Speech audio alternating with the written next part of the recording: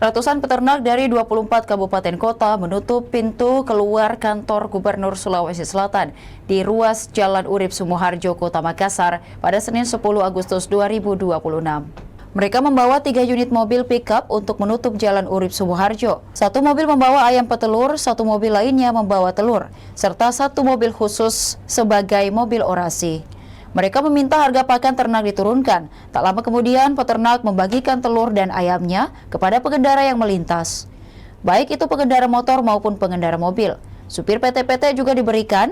Warga sekitar juga berhamburan begitu melihat adanya bagi-bagi telur dan ayam. Basuki Suyuti, perwakilan peternak Sulawesi Selatan, mengenakan ikat kepala warna merah, menuntut harga pakan turun. Menurutnya, para peternak begitu tercekik dengan harga pakan yang naik. Khusus konsentrat, Rp1.000 sampai Rp1.200 kenaikannya, yang artinya pakan itu sekitar 35%.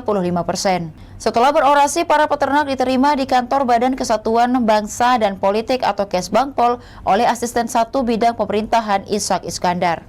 Demikian Tribun Timur Hot News kali ini, saksikan berita menarik lainnya hanya di kanal YouTube dan Facebook Tribun Timur. Download Tribun X sekarang, menghadirkan lokal menjadi Indonesia.